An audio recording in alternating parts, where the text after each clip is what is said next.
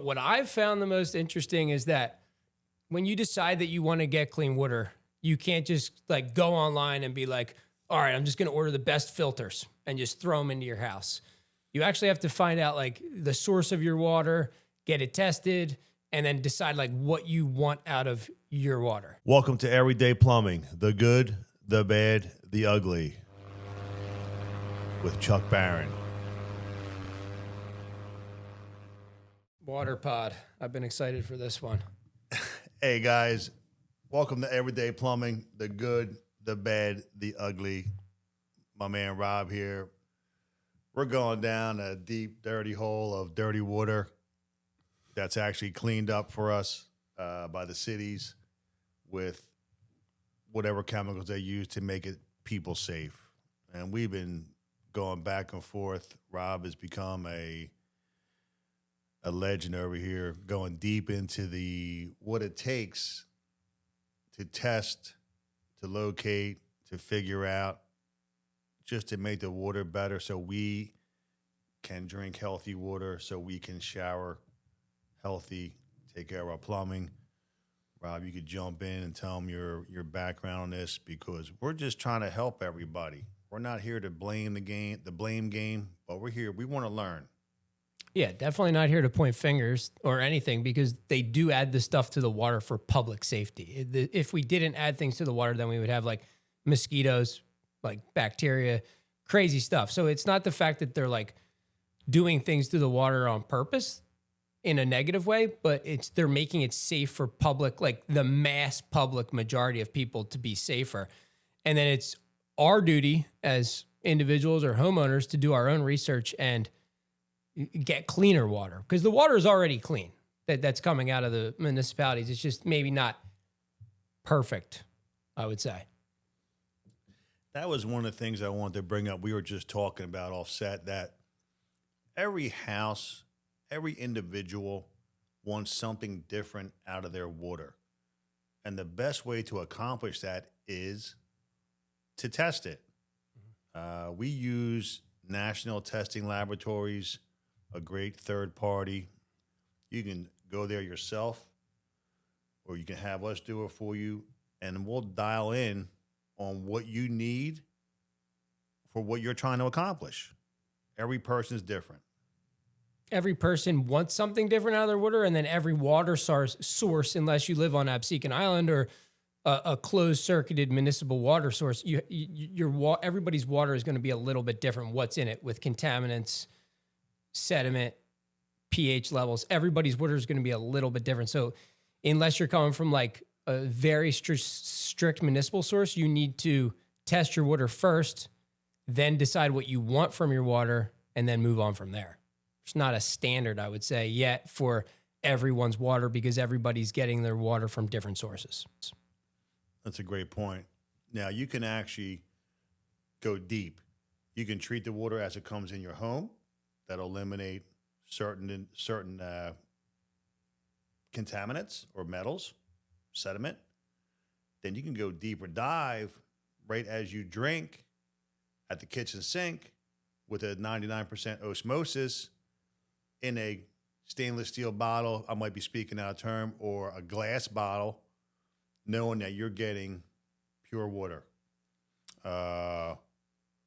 Because the filter between the home entry and the exit can also pick up stuff. If you have copper, if you have iron pipe, if you have PEX. I don't know the story about PEX yet. It's actually, as a plumber, really, really curious if anything comes out from that. I don't want to say the wrong thing here. Yeah, I don't know about that, but it's a potentially, question. yeah, potential. But I mean, a lot of people do get away from copper pipes in my situation, because I live on a well. I have hard water. If my softener isn't perfect, I get pinholes in my copper. So a lot of people, to eliminate the pinholes, they switch to PEX. Yeah. So I mean, it's kind of all. I mean, but if you have PEX and you just have a filter, it's totally fine. Yeah. The levels of treatment that you can do for your water we've learned, is a really deep rabbit hole. But for what we're trying to do, because we deal with city water 99% of the time. Rob lives on a well, so he's doing some testing out his way. It's been a real education. And, man, if you're the expert out there, you want to chime in, please jump in, message us, comment below. We're just trying to pass on some good treatment. As you know, I'm a biohacker. When did you come across the water situation, and how long ago? Years ago, months ago? And to what extent did you even find out about it until recently? And then how did you find out about water? So we all know I'm 60 years old, right? So I got 2 grown young men. So back in the day, we all been down this rabbit hole. Give the kids bottled water, boom, boom, boom. Next thing you know, hey, don't give the kids bottled water. It's been sitting in the car. The sun breaks it down, whatever. And just over the years, we all know what's going on. We all hear this across everything we do, from the news to your friends, to your family, to social media. Yep. So I personally decided to make a change 5 years ago. I put in a Halo whole house H5100 and treated my water. Now, me personally, I don't have an osmosis yet. And we just did a test on my Halo 5, which is a 10-year filter. And I tested it for chlorine, and 5 years later, 0. And I'm sure you'll bring the picture Yeah, I up. have the clip. And I was very happy with that. Now, after the research that we've been doing, thank you, Rob, I'll be getting an osmosis for a couple reasons. I've been drinking the chlorine-free water, but I want to step up my game even better and drink osmosis, which is 99% clean. And I add sea salt because I'm a bio. I love Baja Gold. Me too, actually. And that's not weed. That's salt. Yeah, you have to, if you're going to use, in my opinion, if you're going to use like a reverse osmosis system or something like that, you want to add minerals and stuff back into your water. So the salt's a good way, and then adding lemon is the ultimate. They call it the sauce. So you want to take your filtered water. You don't even want to add ice to it. You want to put some salt in it. You want to put some lemon. You want to shake it around. You want to drink that. And you'll see the intake of how much water you drink daily go down rapidly, and your hydration levels are still peaking. It's like chugging sports drinks, like if you drink the correct water, in my head. The funny part is I was drinking, they tell you drink a gallon or whatever. I was drinking a lot of water to the point where I was like, man, I'm getting full. So then I started doing the salt trick, and now I seem to drink less, but I feel just as good. I didn't test my blood yet, so this could be something. Our sodium could be off the chart. We could be in some big trouble. But I'm going with it. The science behind that is if you're just drinking RO water or just water and you're flushing your system and you're just drinking a gallon a day and you're just peeing or going to the bathroom every 2 hours, you're just flushing all of your electrolytes, your salt level. You need a salt level. Everything in your body, you're just flushing out of your system. So by drinking water that's already I call it programmed water to what you need, you're not flushing your system. You're not flushing, I learned about this because I have atrial fibrillation. And if my hydration levels aren't exactly right, that's the number one cause of going into atrial fibrillation, which is, you see the ads on TV. A lot of old people get it. But so I started playing around with my water. And first I was drinking a lot of Gatorades because they have electrolytes in them.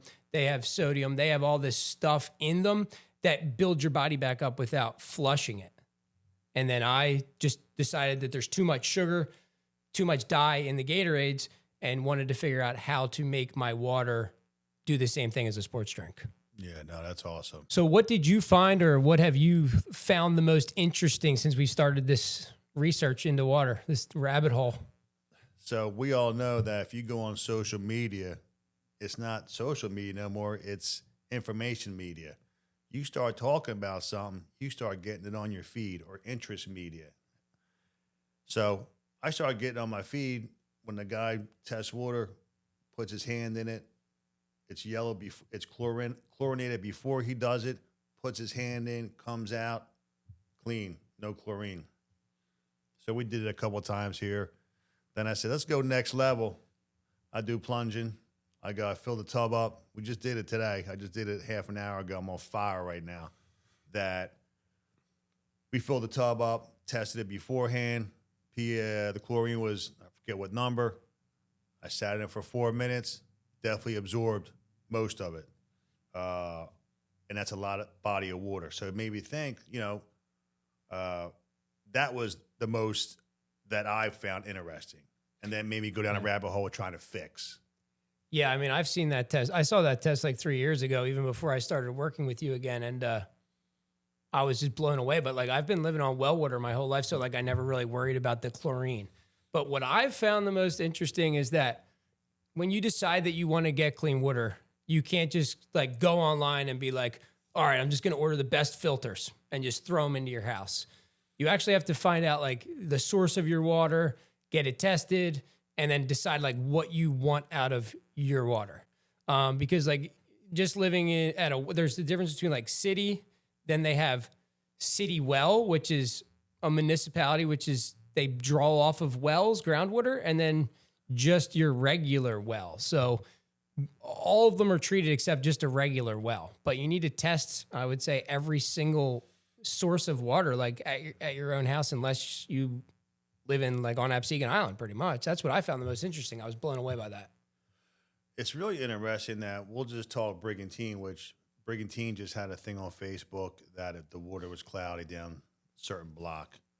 And what happens is if they're working on the mains, which we all know they're replacing them, that it will affect your water. And if you don't have a filter, you will get the results of that. Maybe some rust, some cloud, whatever. But with your research, that Brigantine was one town that had 5 different wells? Yeah, they source from 5 wells. Which you might live in one part of town, get well water here, etc. And all the towns are like this. Yep. Ocean City's 8 different wells. 8 wells. And I've taken a real education here from Robert doing this deep research. And again, just trying to present facts to try and help out our fellow humans, for sure. It's really interesting, for sure. Yeah, it's something that's so important because we're made up of like 70% water, yet no one thinks about their water intake, shower, anything. Yeah. It's they just like expect the water coming out of their sink to be like good to go. Yeah. Which is honestly an unrealistic thought the more research you do, because the municipalities are doing the best they can to make the water the safest. Mm-hmm. But then it's on you, like I said it again, to make it the healthiest for you, not only the safest, but the healthiest as well. I caught that when I do my ice plunge. I hate to go back to it, but this was really compelling to me. I fill up a 5-gallon bucket of water in my kitchen sink here in the office. When I fill that up, I could smell the chlorine, and then I would freeze that, put that big ice cube in the tub.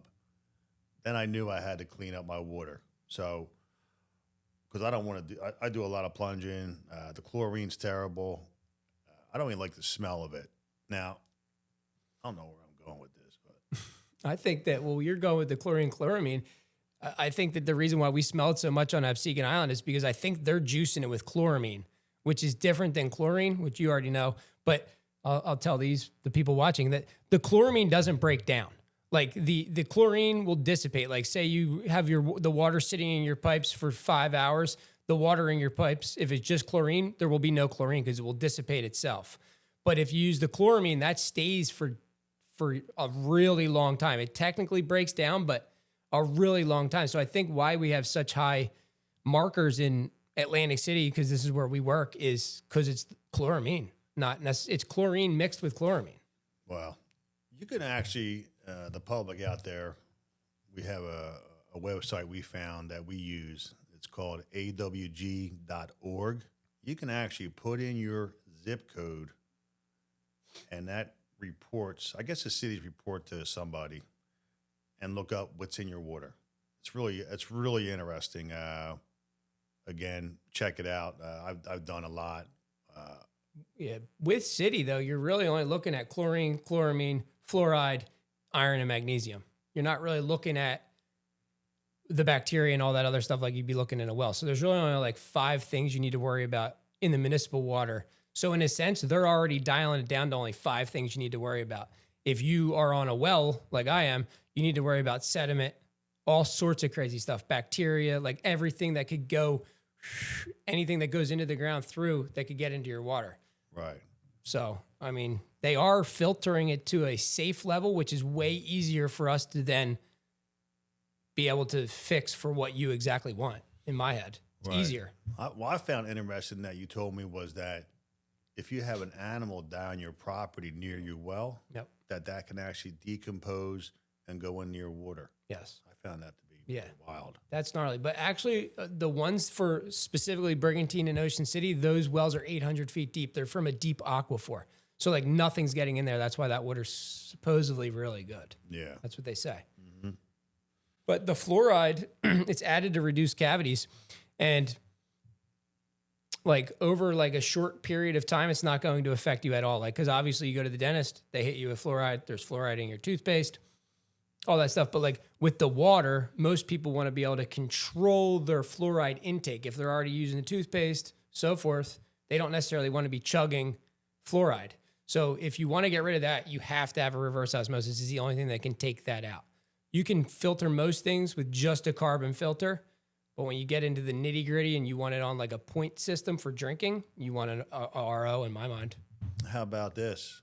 Car washes, the little secret sauce. Tell them. Yeah, they need a carbon filter.